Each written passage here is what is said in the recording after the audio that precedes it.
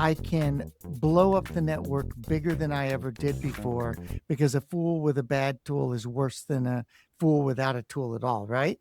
The head of Google Brain, the head of AWS Agentic Agents, the godfather of AI spoke at that conference, Georgia Hinton. So we heard a lot of great leaders in this area, and everything came back to what Russ just talked about. They realize they need human element involved to validate, and especially in networking. I think that's actually someplace we're kind of going wrong with AI right now, is we're relying on AI to build things for us, and we're going to be the humans that react to the failures and fix it. The thing that frightens me is that we won't develop the self-discipline to use this effectively.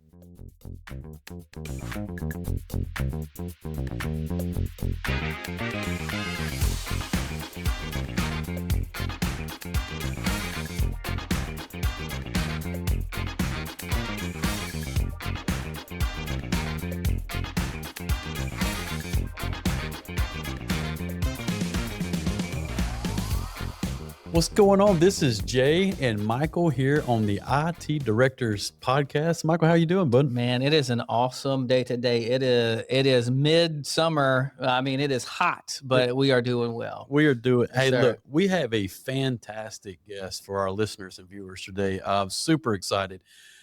World renowned. A lot of people probably know this guy, Russ White. Russ, welcome to the show, the IT Directors Podcast. Thank you for world joining. renowned. Oh my Yes, goodness. sir.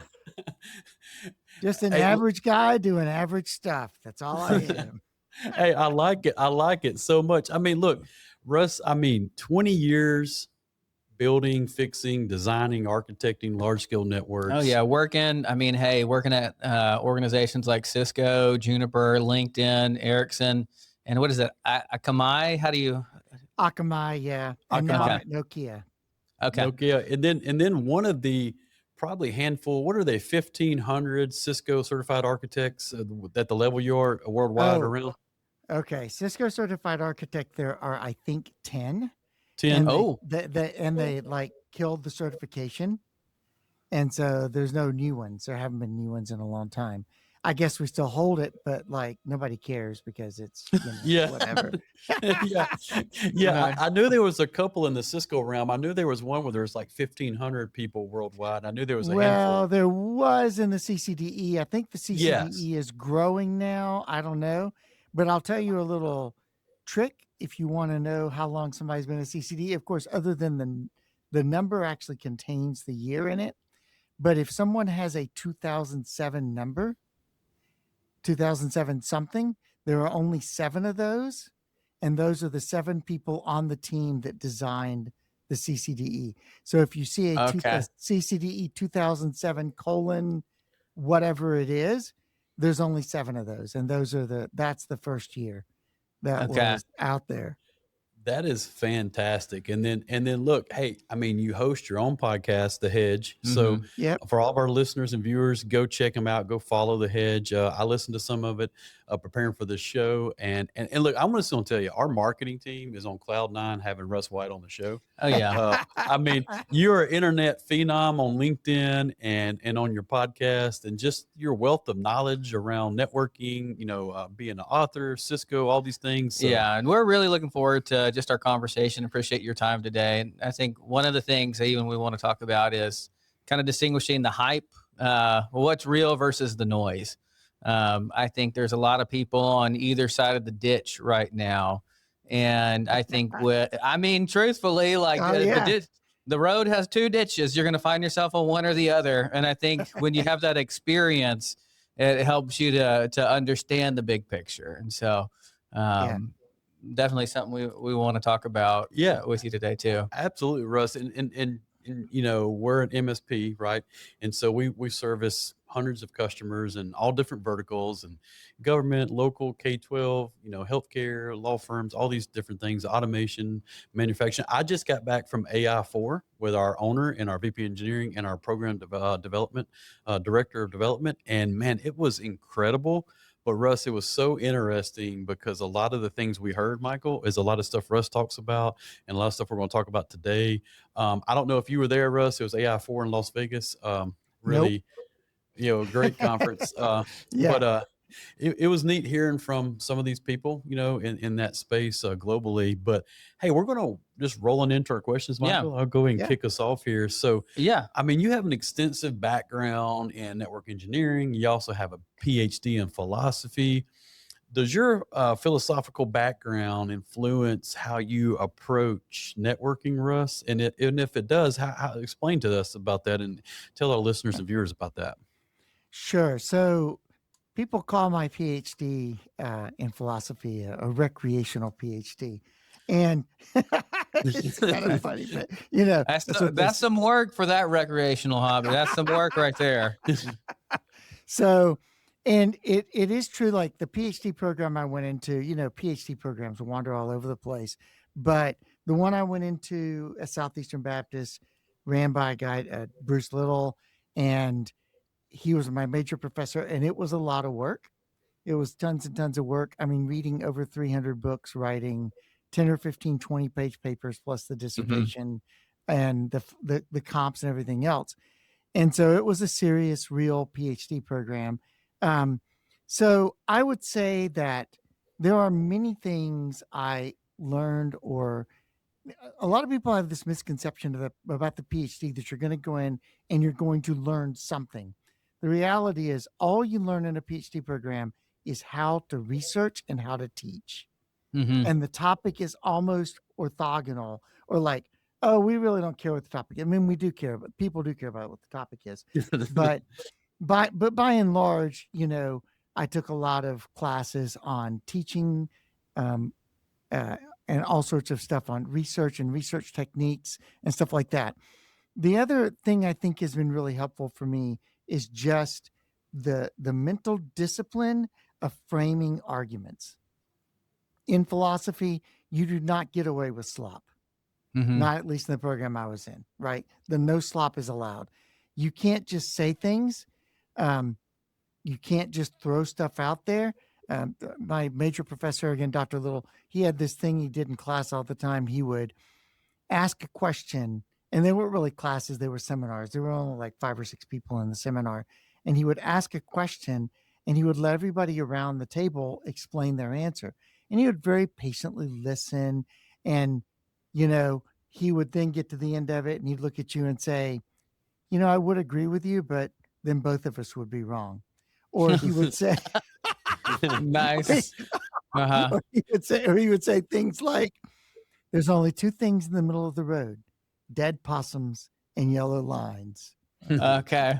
Make up your mind. Go make a point.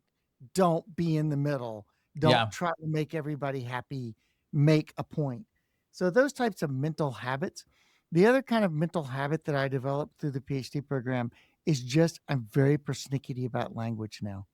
I'm so technical language, and just the communication part of things is so much more important once you've gone through philosophy. People mean something when they say it, and you go through the epistemology and trying to understand that stuff. So I think those are the biggest areas where I've kind of looked at the way I do network engineering and said, I actually need to be more precise about my language. I actually need to think about, when I'm presenting something, telling a story, not just an information dump.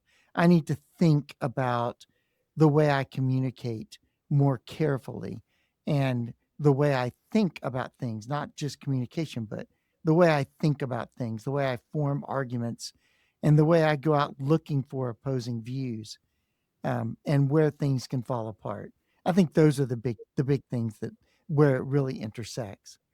There are multiple things, but that's no, that's awesome. I appreciate that. I think the intentionality from which you approach things, it definitely shifts and changes. And so I think when I was going through one of my programs, one of the things that always ate at me is the professor, he never would answer a question. Like, he's going to ask a question, he's not giving you an answer.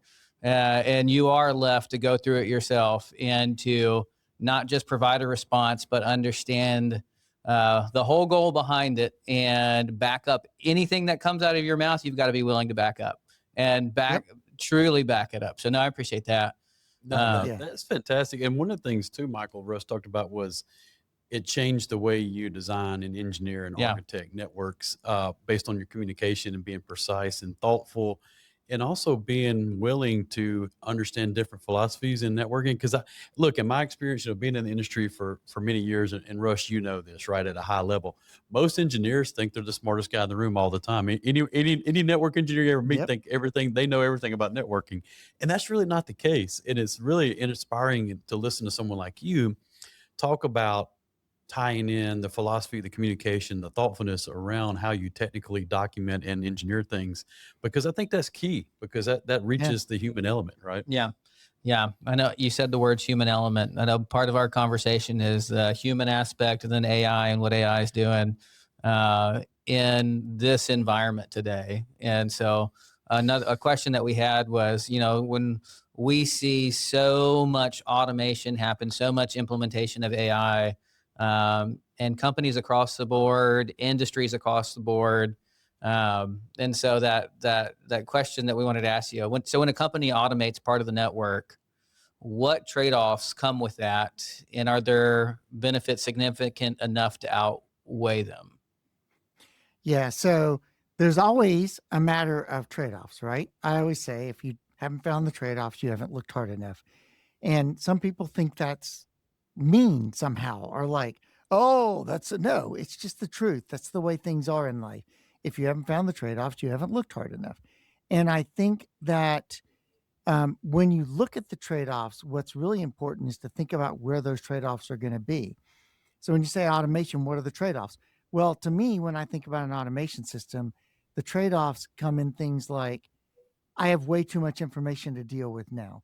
I can blow up the network bigger than I ever did before, because a fool with a bad tool is worse than a fool without a tool at all, right? That's a good point. You got to be very careful about that stuff.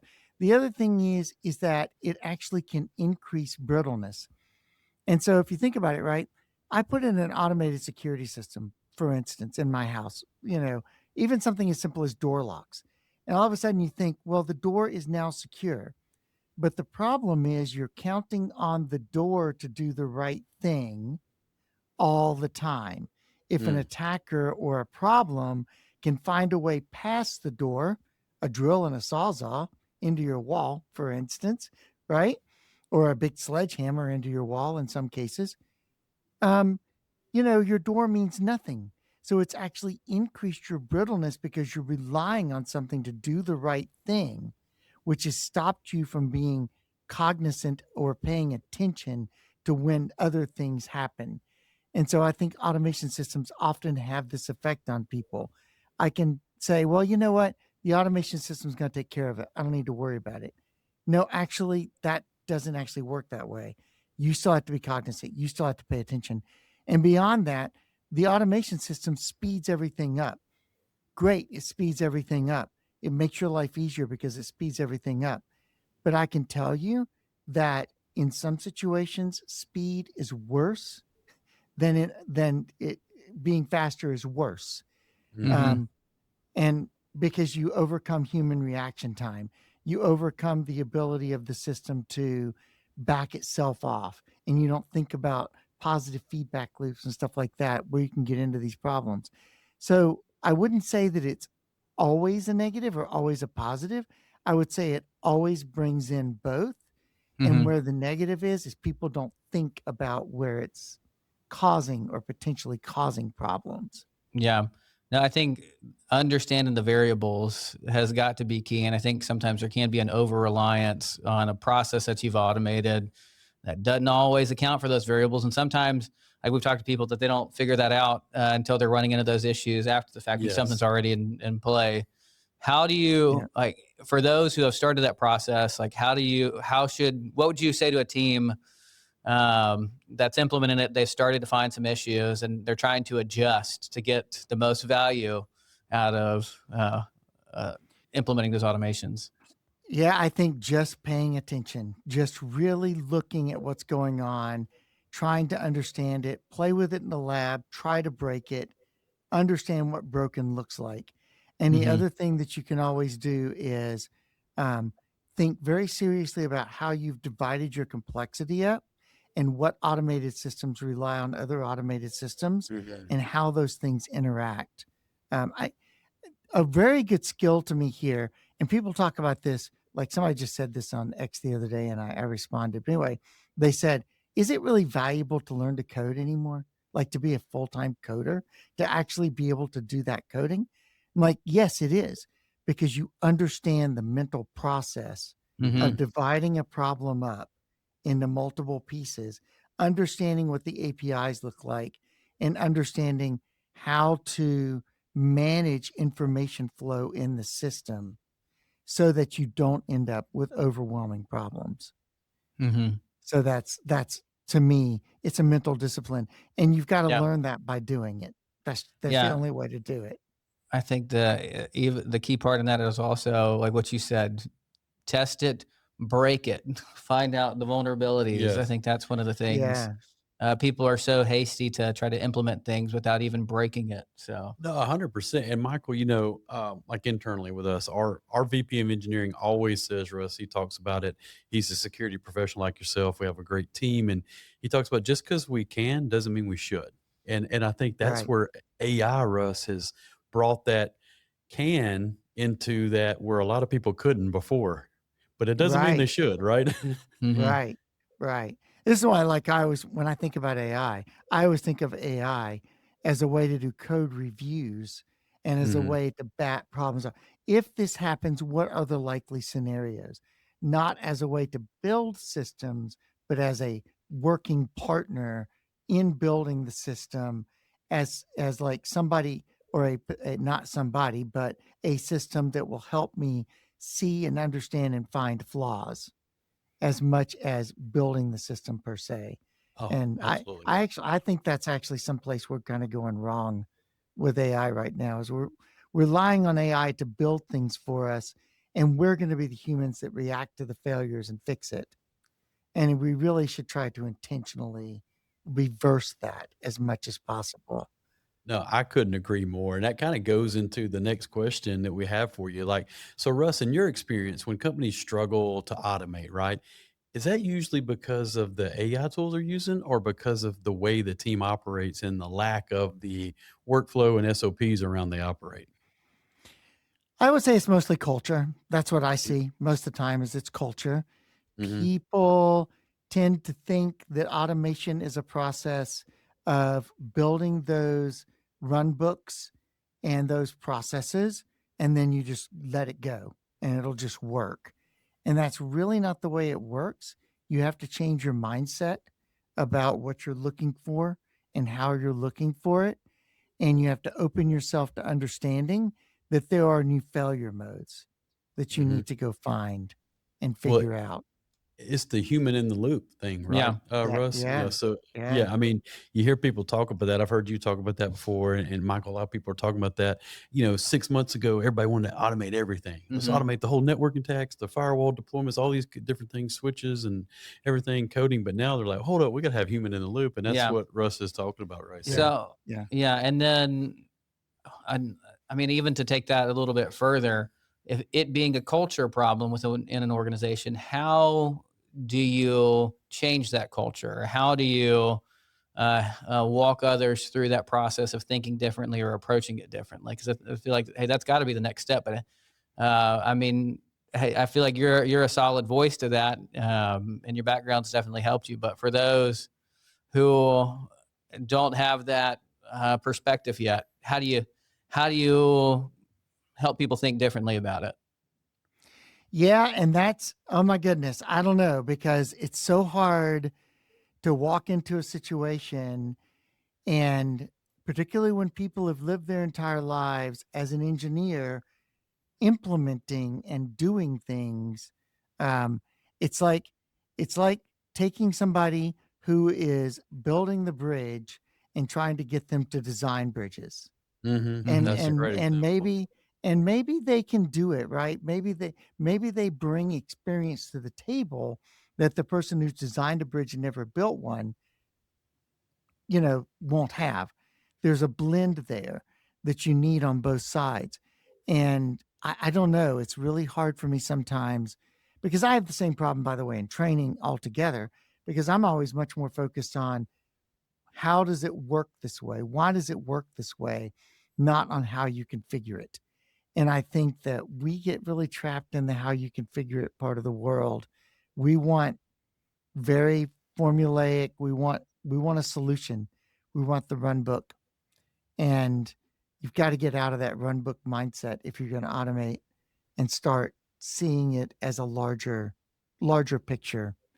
And I don't know. My general technique when I walk into those situations is to try to draw people out, to ask questions, and to try to get them to, think about, ask the why questions. Why do you think it should be that way? Why do you think it works that way? What do you think will happen here? Sit down and tell me 5 failure modes that you haven't thought about so far, right? Like, what does that look like? Tell me how this network is going to converge. Don't tell me how the protocol works. Tell me how it's going to converge. Take a link out. Tell me what happens. Just walk through in your mind what's going to happen here. No, I think that's good. You're kind of trying to change that mental loop and process, because I think a lot of people, they approach this with a direction in mind. Well, I mean, obviously automation, but at the end of that, a lot of times, hey, it's whether it's increasing revenue, productivity, whatever. But it's trying to get people to think differently along the way that I think is also part of the responsibility. 100%. Yeah. So do you think, I mean, we're kind of even talking about it, but, and that goes to the next question. Do you think leaning on AI too heavily is going to negatively impact these organizations? Yeah, in many ways. I think, first of all, it knocks out the bottom rung of the work that gets people to think about how it works. Like, that's a big concern to me, is it knocking out the bottom rung? And maybe if it's used right, it won't. Maybe people can use it to learn. I've heard somebody the other day, Derek Winkworth, was talking about how he uses AI to learn things, because finding training on everything he wants to find is hard, and you have to read different docs and put things together. And you can feed like 4 different research papers in the same area to an AI and say, now explain this to me. So he's using it in that way, which I think is a very good way of going about it. But I think it's very easy to rely on it instead of thinking for yourself. And I think the other thing that we run into with this is that people, I don't know if you've ever heard of the experiment, the Stanley Milgram experiments, Obedience to Authority. It's a very fascinating book that's out there about how they took people and put them in an experimental situation with somebody wearing a white lab coat. And the person would do almost anything because they believed that the person in the white lab coat had authority and was doing the right thing. We're doing the same thing with AI. The AI says it. You see it on social media all the time, right? Oh, can you tell me if this is Mr. AI? Can you tell me if this is true or not? The AI doesn't know what truth is. Yeah. It's a sequencing engine. It's a statistical engine. It's not a truth-seeking being, right? Yeah, it's going to answer a prompt. It does not have virtue in that sense of being truth-seeking. It's useful for research. It's useful for things, but it cannot tell you the truth. It just doesn't have that ability. Russ, I couldn't agree more with what Russ is saying. Michael is really using that AI for learning, training, and automation, right? And validating coding. Our development director, he's a great example of that. Like, great coder, but we use AI to validate the code and to make it more proficient, not the other way around. And I think that's really awesome to hear someone like you talk about that has a large audience and a reach, because I think we can. And I think at first, a lot of people, Russ, relied on it so heavily on their day to day. Then I had to take a step back. Think, whoa, hold on a second. I need to just use this for more training and validation, because that's what I do in my role every day, right? I mean, I use it more for validation and training, and it kind of goes into what we want to talk to you about. This is a big picture, big question, kind of big thought. 10 years from now, Russ, right? 10 years from now, it's 2026. Let's going to 2036, which is crazy to even say. I mean, I can remember the 1980s like they were yesterday, so that's kind of odd. But anyway, 10 years from now, what's one part of the network team that you believe will always require a human, no matter how advanced AI comes?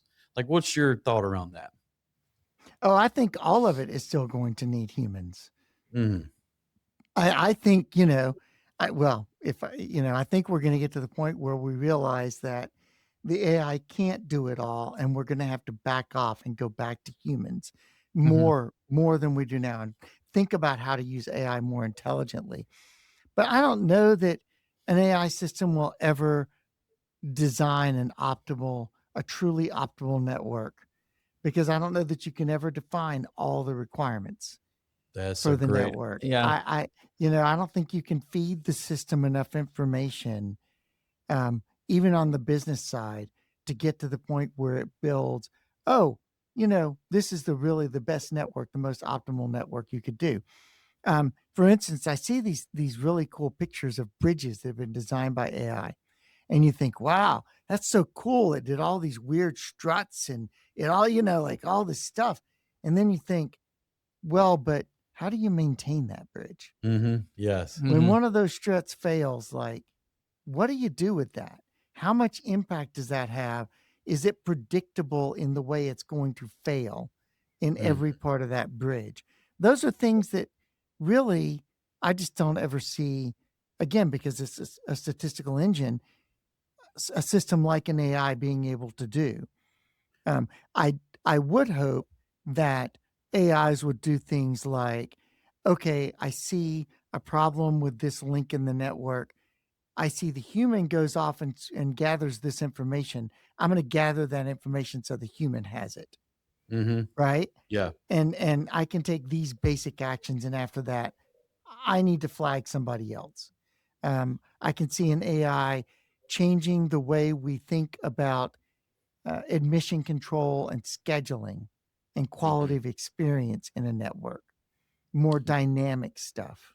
Hmm. Russ, I could not agree more, Michael, with what he just said, because I've often thought that, and sitting in that conference. So, I mean, just last week, I mean, he's the head of Google Brain, the head of AWS Agentic Agents, the godfather of AI spoke at that conference, Georgia Hinton. So we heard a lot of great leaders in this area, and everything came back to what Russ just talked about. Is I think the shift is reversing. Hmm. At first, we're like, remember, we're automating everything. Everything's automation. We're getting rid of everybody. We don't need you Yeah. no more. We don't need Jay. We don't need.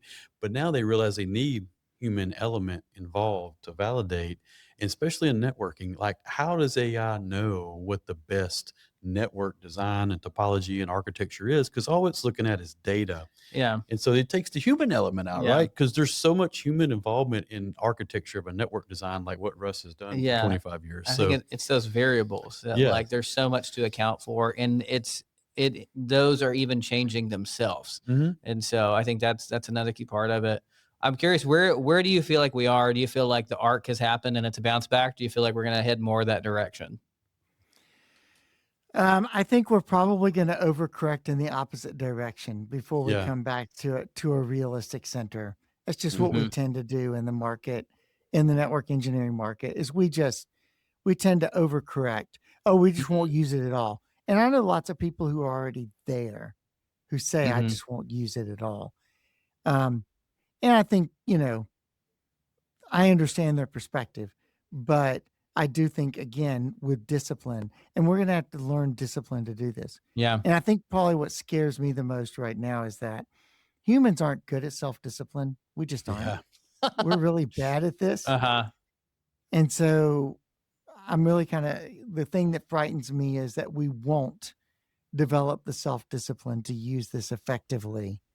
And it's going to cause major problems. I Yeah. just That, had that conversation yesterday, Russ, with our VP, Michael. We talked about this very thing. And I have a lot of my own thoughts, right? And that's why it was so great to have a podcast, because we get to share our thoughts and it's an Yeah. open discussion, and not everyone yeah. agrees.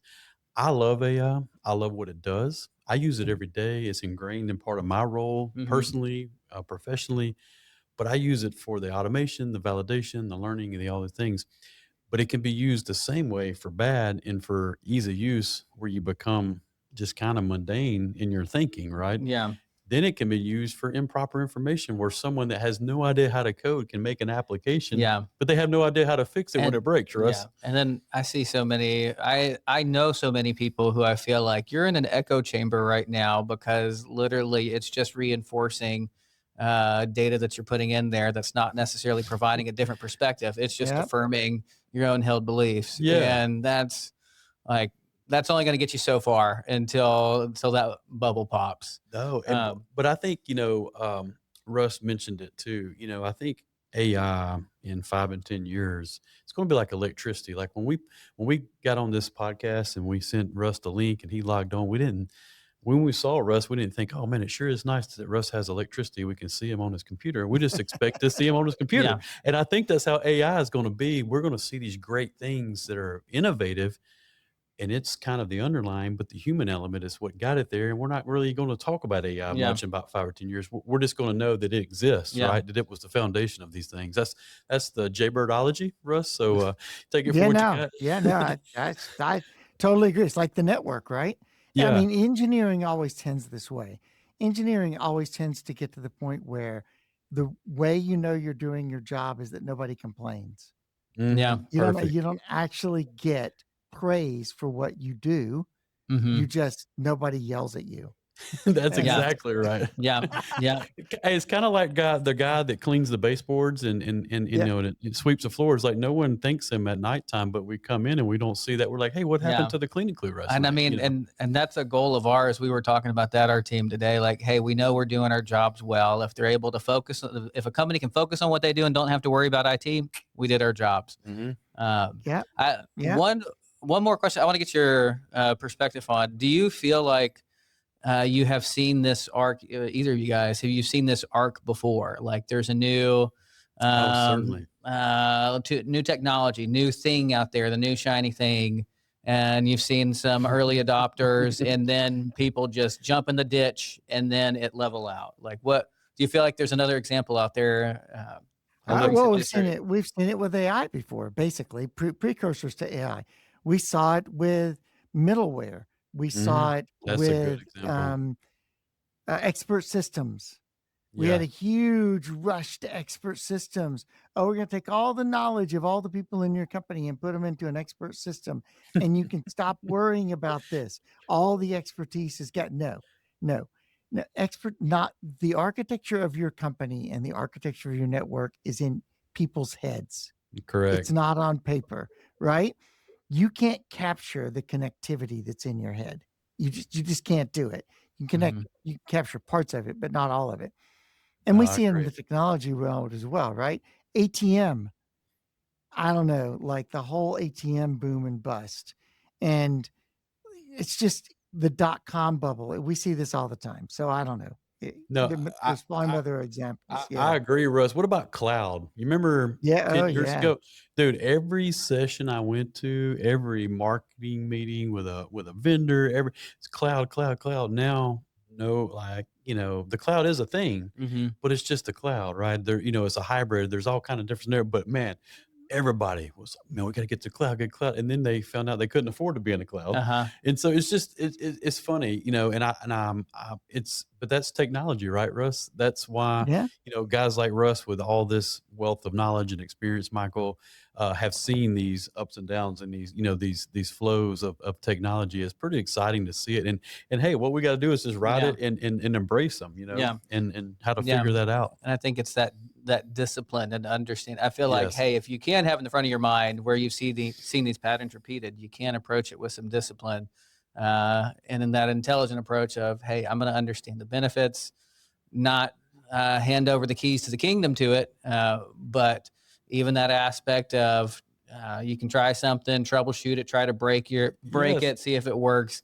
And then once you get a solution that's actually going to benefit the organization, hey, roll it out and then still watch it, still monitor it. Yes. But Russ, where are you located at? What state? I am in Tennessee. I'm in Eastern Tennessee.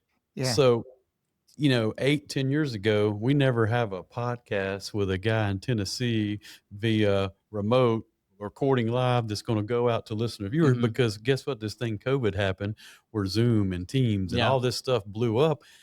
the technology was there, we wasn't using it. No one used it, right? Mm-hmm. But now we're available to use these things. So Yeah. I think it's a great example of that. And Russ, man, Russ, I'm excited about this episode, Michael. I think our listener, I mean, I would love to have you back on our show again. Talk about any old time. Just let me know. Yeah, absolutely. Because you, I think you have a wealth of knowledge around a lot of things that would be great for our listeners and viewers. And this has been exciting, and I've gleaned a lot from it, Michael, myself, and I know our listener and viewers will. And man, we just appreciate you coming on today, part of Clear Winds, and just sharing your knowledge, and just want to thank you for that, for sure. Sure. Awesome. Well, thanks for having me on. It's always fun to be the guest instead of the host. Awesome. Absolutely. No, we definitely appreciate it. Is there any parting wisdom you'd like to share before we close out for the day? Nope. I think we've said it all. Yeah. Awesome. Awesome. Well, look, hey, as always we do on the IT Directors Podcast, this is Jay and Michael with Clear Winds, and we are out. Hey, thanks for joining us today on the IT Directors Podcast. We're so glad you joined us. Look, go follow us on all social media platforms. The IT Directors Podcast, powered by Clearwinds. And look, if you want more information, check out our website, clearwinds.net. We're going to have show notes, special guest bios. We're going to have reels. Our marketing team has done a fantastic job. Go check this out. We're so thankful that you joined us today.